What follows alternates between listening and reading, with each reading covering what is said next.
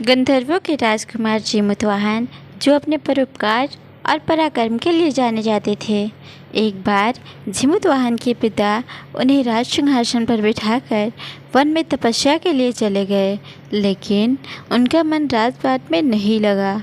इसी के चलते वे अपने भाइयों को राज्य की जिम्मेदारी सौंपकर अपने पिता के पास उनकी सेवा के लिए चले गए, जहां उनका विवाह मल्यवती नाम की कन्या से हुआ। एक दिन भ्रमण करते हुए उनकी भेंट एक वृद्ध स्त्री से हुई, जो नागवंश से थी। वो काफ़ी ज़्यादा परेशान और डरी हुई थी। उसकी ऐसी हालत देखकर जीमूतवाहन ने उसका हाल पूछा। उस वृद्ध ने बताया कि नागों ने पक्षीराज गरुड़ को यह वचन दिया है कि वे प्रत्येक दिन एक नाग को उनके आहार के रूप में उन्हें देंगे। उस स्त्री ने रोते हुए बताया कि उसका एक बेटा है जिसका नाम शंखचूड़ है। आज उसे पक्षीराज गरुड़ के पास आहार के रूप में जाना है। जैसे जीमूतवाहन ने वृद्ध की हालत देखी, उन्होंने उसे आश्वासन दिया कि वो उसके पुत्र के प्राणों की रक्षा करेंगे। वचनानुसार जीमूतवाहन पक्षीराज गरुड़ के समक्ष प्रस्तुत हुए और गरुड़ उन्हें अपने पंजे में दबोचकर साथ ले गए। उस दौरान उन्होंने जीमूतवाहन की कराहने की आवाज़ सुनी और वे एक पहाड़ पर रुक गए, जहां जीमूतवाहन ने उन्हें पूरी घटना बताई। पक्षीराज गरुड़ जीमूतवाहन के साहस और परोपकार भाव को देखकर प्रसन्न हो गए, जिस वजह से उन्होंने जीमूतवाहन को प्राण दान दे दिया। साथ ही उन्होंने यह भी आश्वासन दिया कि वे अब किसी नाग को अपना आहार नहीं बनाएंगे।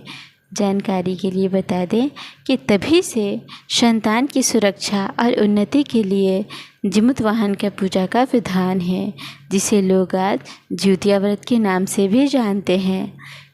वहीं दूसरी कथा के अनुसार एक समय एक वन में सेमर के पेड़ पर एक चील रहती थी। पास में वही झाड़ी में एक सियारिन भी रहती थी। दोनों में खूब दोस्ती थी। चील जो कुछ भी खाने को लेकर आती, उसमें से सियारिन के लिए ज़रूर हिस्सा रखती। सियारिन भी चिल्हों का ऐसा ही ध्यान रखती थी। एक बार की बात है, वे वन के पास एक गांव में औरतें ज्योतिया की पूजा की तैयारी कर रही थी।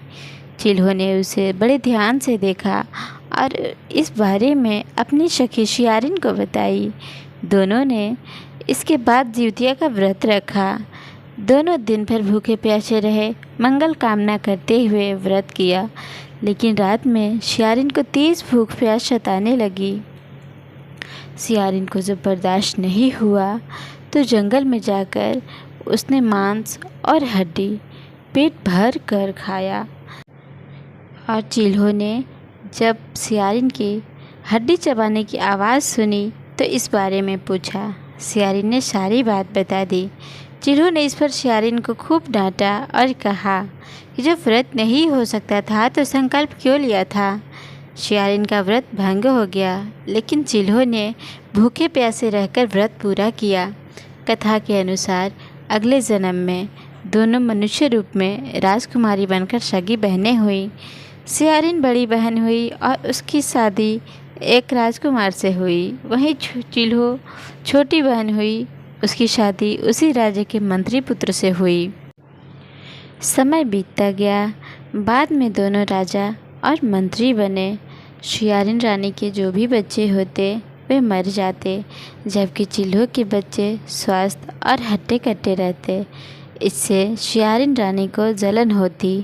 ईर्ष्या के कारण सियारिन रानी बार बार उसने अपनी बहन के बच्चों और उसके पति को मारने का प्रयास करने लगी, लेकिन सफल नहीं हो सकी। बाद में उसे अपनी भूल का एहसास हुआ और उसने क्षमा मांगी। बहन के बताने पर उसने फिर से ज्योतिया व्रत किया तो उसके भी पुत्र जीवित रहने लगे।